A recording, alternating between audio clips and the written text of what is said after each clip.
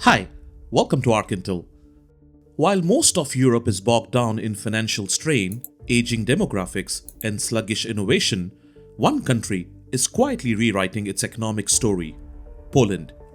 A nation once tethered to the wreckage of the Soviet economy is now being hailed as the Europe's rising star. With a fast-growing GDP, disciplined public finance, and a tech-driven transformation, Poland is outpacing its peers. But how exactly did it pull this off? Why hasn't it fallen into the same traps that have plagued countries like Spain, Greece, or even France? And could this so-called Polish miracle be the key to turning around Europe's broader economic slide? Let's dig into the numbers, the strategy, and the high-stakes gamble that could either cement Poland's future or unravel it. Let's discuss.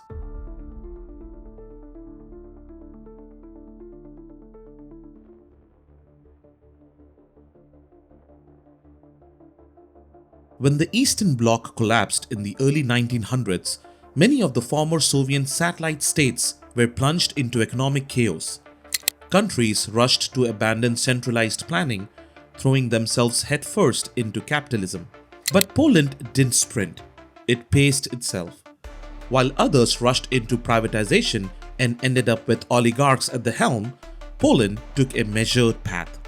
Instead of handing over state industries to political insiders, it opened them up to the public, encouraged outside capital, and implemented employee ownership plans.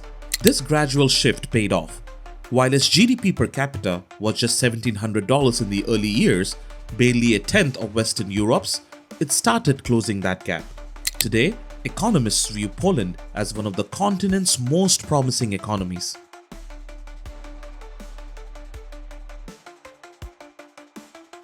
Poland's steady growth is no accident. With roughly 40 million people, it's now the fastest growing major economy in the European Union. Key to that growth? Strategic use of EU funds. Poland has received a staggering 213 billion euros, or equivalent to 220 billion USD, from the EU's cohesion budget, more than any other member state. And those contributions are expected to grow through 2027. That funding has helped build infrastructure, modernize industries, and strengthen local economies. But there's more to the story than subsidies. Poland never adopted the euro, keeping its own currency, and with it, control over interest rates, inflation policy, and exchange rates. This flexibility shielded it from some of the financial shocks that devastated countries tied directly to the eurozone.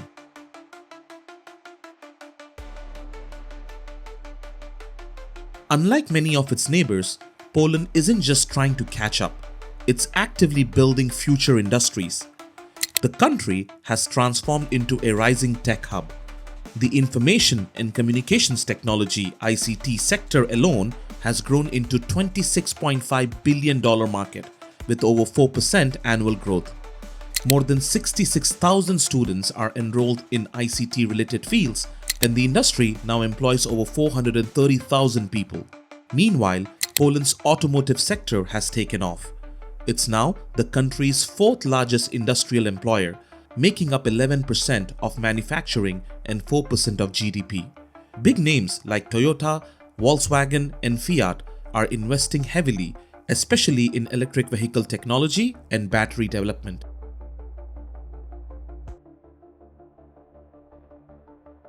One of Poland's biggest challenges has been losing young talent to wealthier European countries.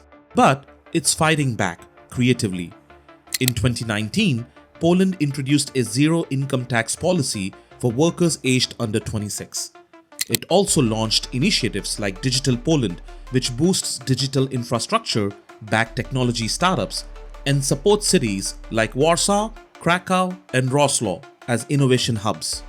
Young professionals are now offered something more compelling than just a paycheck.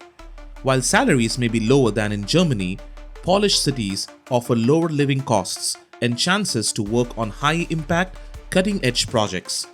In short, instead of being small cogs in a big machine abroad, these workers can build something new at home.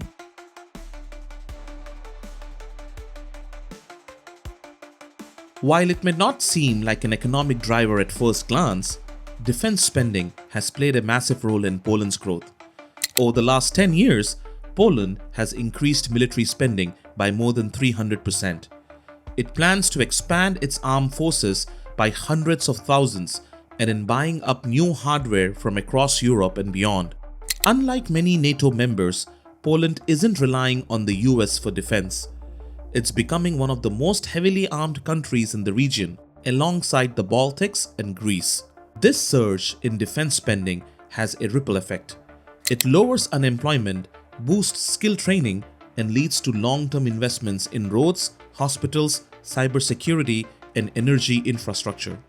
And as far as Poland's plan for energy independence is concerned, a nuclear power plant, the first of its kind in the country, is already underway, aiming to cut reliance on Russian fuel.